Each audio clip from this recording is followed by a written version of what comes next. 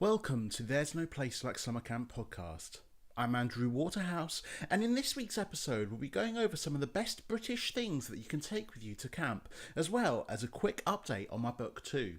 So come on into our tent and I'll spill the beans.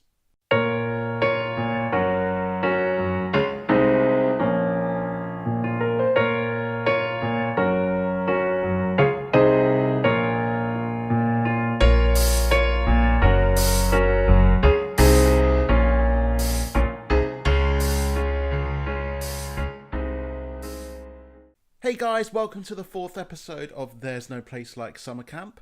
I hope you've been loving these episodes as much as I have been loving making them. It is such a blast to finally put all of these episodes out there because I have been repressing these for so long. But here we are with the fourth episode, and this one's a pretty interesting one. The best British things you can take. So of course, for the international viewers, maybe it'll be an interesting little insight of what I recommend we bring.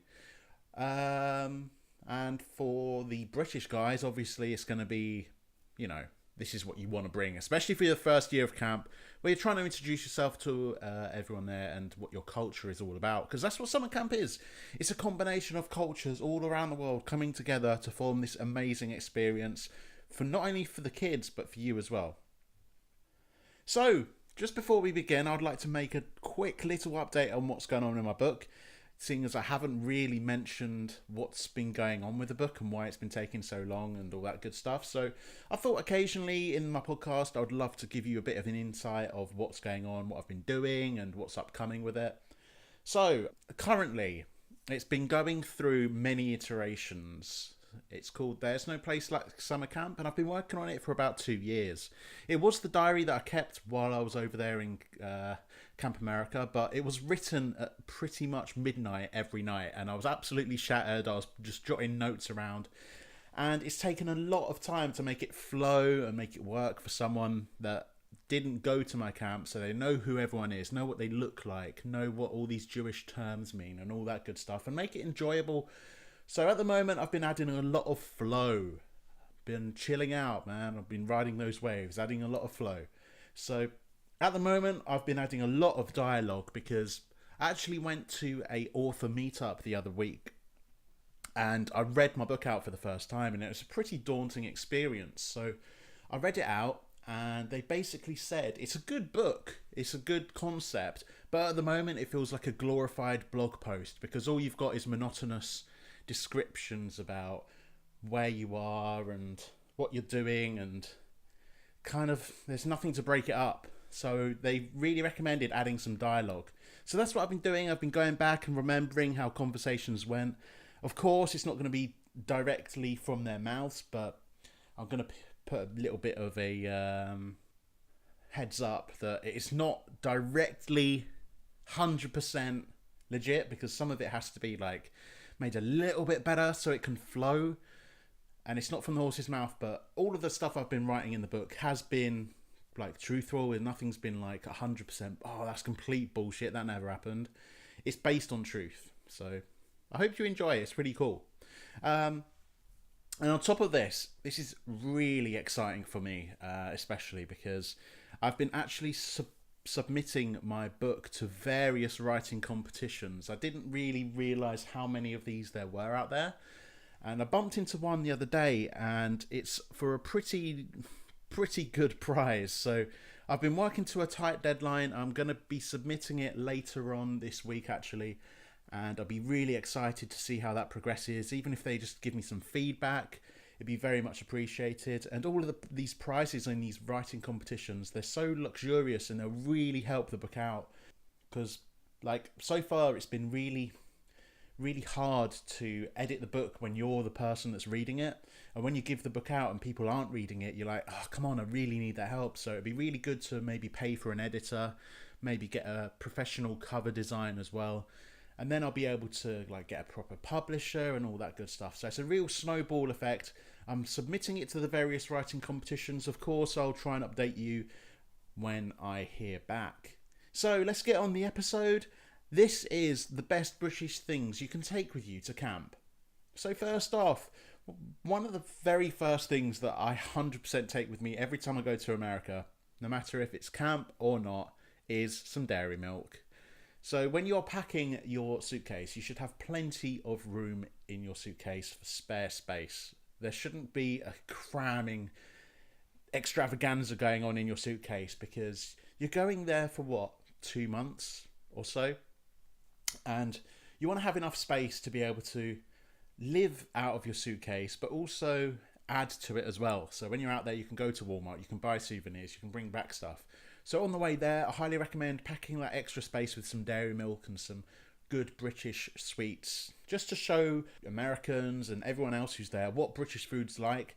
Plenty of Americans absolutely love the dairy milk out there, because it's just so incredible compared to the Hershey's chocolate out there. It's like above and beyond, in a completely different league. Like, our chocolate is a lot better than theirs. So I highly recommend taking dairy milk, not only for like showing Americans what they're missing out on, but also it will make you remember home. When you're feeling a little bit down, you'll have a little chunk of dairy milk. You'll be able to give it out to the guys that are feeling a bit homesick, and it'll give you some brownie points, because who doesn't like a bit of dairy milk from time to time?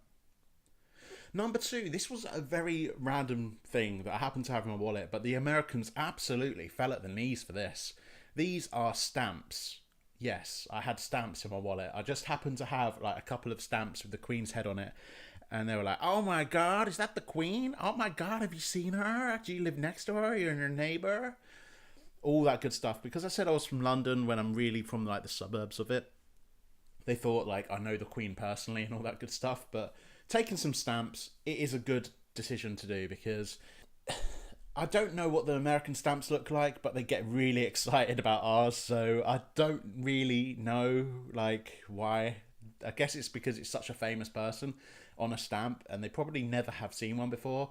And yeah, they'll take one away from you and they'll keep it for life, being all excited about the Queen and, or King when that happens. Jesus Christ. All right. So number 3, I always took my driving license. So when you get there in your first week or so, you're going to be trying to get to know the new people, the culture clashes, how it's so different on different sides of the world, and all that good stuff. But one of the things that you're going to be showing off to people is your driving licenses. You're going to be like, "Oh my God, mine's plastic, mine's paper, mine's bendable, yours isn't." All this random stuff where it's just like the small details make you like reconsider like your upbringing and how you, I don't know, it's like it makes you contemplate how different sides of the world work. It's not just Britain. That's the way the whole world works. And that's kind of how I thought before I actually went to camp. I was like, oh yeah, we're leading the way in how things should be. But no, it's not the case. And taking a driving license is a small memento to show where you're from. And it will also be very handy for when you're outside of camp and you want to grab a drink. Because, of course, in the US, the drinking age is 21. So if you're anywhere near 21, you're going to be asking for your ID. And they're not going to really... I've had it a couple of times where they didn't accept my driving license as ID because it's an international license. They'd rather have a passport. So always bring your passport with you if you're going to go and get a drink. But I always took my driving license just because it's always in my wallet and it's really handy to have, and it's a good backup if you do ever lose your passport or something like that. Number 4, some people say that the money makes the world go around. So you want to bring some British dosh with you. You want to make sure you bring some British money, whether that's £5 notes, £10 note, £20 note, £50 note if you really got them. That will get my attention. All the coins. You don't want to cram your wallet full with them, because you're going to be like walking around with all these coins and notes for like the rest of summer camp. But it is really handy to have, because when you're at camp, you're going to be able to show off people like, oh, this is what a British note looks like. Let's see how it compares to a dollar or something like that, or euros, something like that. It's really cool, like comparing different like money and how it all works, and you might be able to do some swaps. And it's a really great memento for someone that you might get close with and they want to remember you by. Money may be that thing, similar to stamps in a way. Also, bringing money from your own country is a really clever move to make, because when you return to the UK after all of your solo travelling, you don't want to be stumped when you get to Heathrow because you've only brought dollars with you. You want to be able to get off that plane and still continue with that solo travel, like independence, where you can go over to a McDonald's, grab a Mackey's, and then wait for your mum to come and pick you up. But you know what I mean? It's a really good thing to do. You want to bring some British money with you so you can remain independent and be flexible, because you never know what would happen if you get to Heathrow and your mum can't make it. You want to have your debit card there, where you can maybe get a taxi or something like that. You have to be flexible, so remember both the American money and the British money. Okay, so this is a quick plug for the book that I've mentioned already. It's called There's No Place Like Summer Camp. I have been working on it for the last couple of years, and it's the diary that I kept over the first summer of doing Camp America. It features all the gossip, all the fun, all the banter, all the girls, all the boys, all the kids, all the staff, and all the wanderlust from travelling around camp as well. So, if you think that will be up your alley, why not go check it out? It's available on my website, shop.andrewwaterhouse.com. It will also be available on Amazon as well, closer to the release date. So this is a pre-order. It's a really early heads up, but I thought you should like to know because it is a really good read and really fun. It's the perfect gift for whether you've been at camp before, whether you're going to camp, or whether you're just curious to see what it's all about. Maybe it will tempt you into applying it for yourself. So, on with the list of the best British things to take with you to camp. So, back in the UK, the football is the bread and butter of British sport. The football. The football. You can't really avoid it though when you're out on a weekend or there's big international tournaments on, and especially when you're around camp when there's the World Cup or there's the Euros or Champions League maybe coming to an end, that kind of time. So you want to make sure you bring your colours. You want to support your team while you're out there.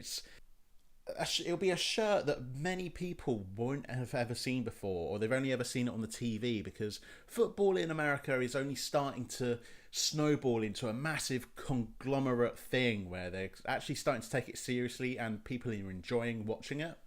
When I was out there for the World Cup, there was plenty of people there sat in the staff room watching football with me, watching the World Cup and getting behind their team and behind the UK and Mexico. There's all these different teams there, and me wearing my Arsenal shirt, yeah, tune out if you're a Tottenham fan.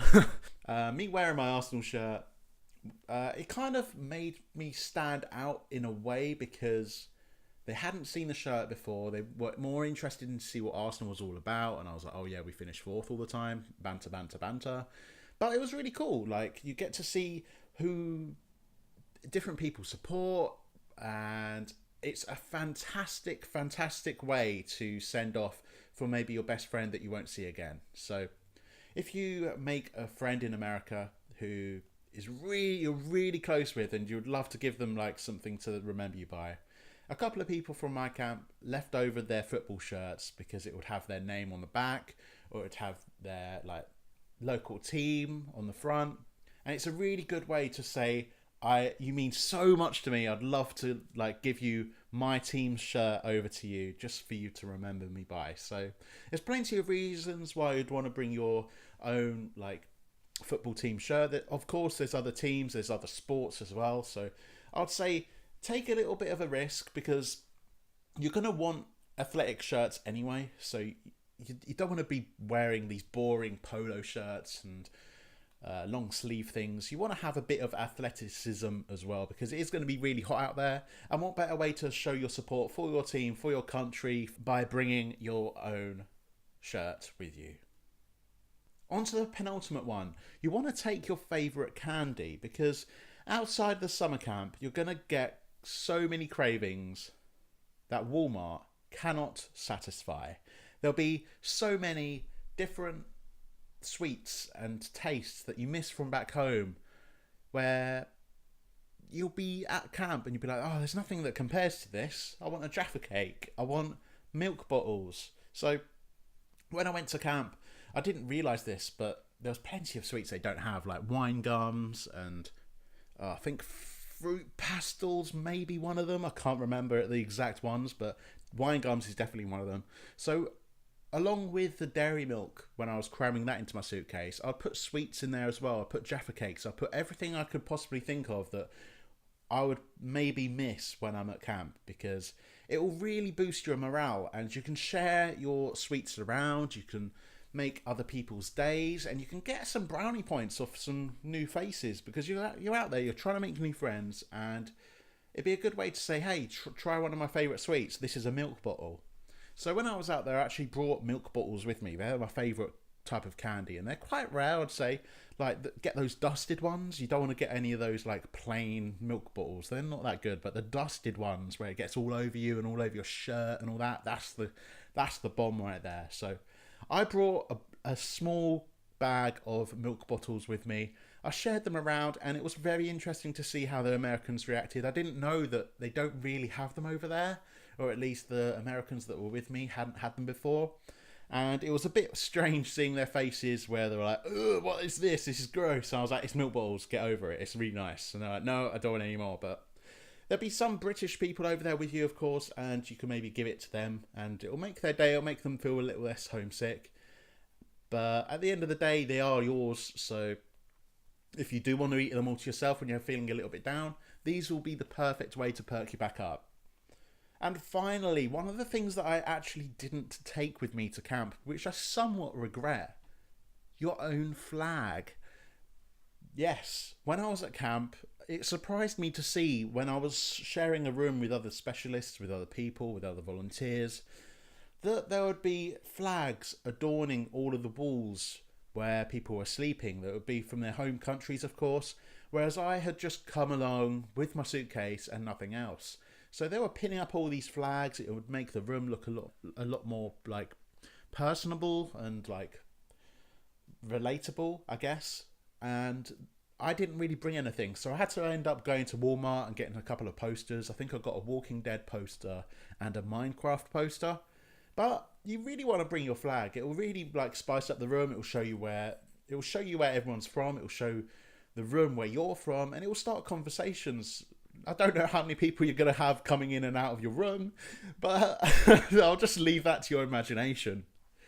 So that's the end of that one, guys. I really hope you enjoyed this one. Please subscribe if you enjoyed, and I'll be here next Tuesday when we'll be going over the 8 big reasons why you don't want to be fired from camp. It's a very exciting episode. It's taking it up a notch as we edge ever closer into that camp gate. So please follow me on Twitter if you enjoyed. It's at AndrewW09. And please let me know of any subjects that you wish to be featured next time. And again, if you could just please hold on. I'm just going to do a quick plug for my book called There's No Place Like Summer Camp, which is the diary that I kept over the first summer of doing camp. It's available on shop.andrewwaterhouse.com. And I'll see you in a week's time.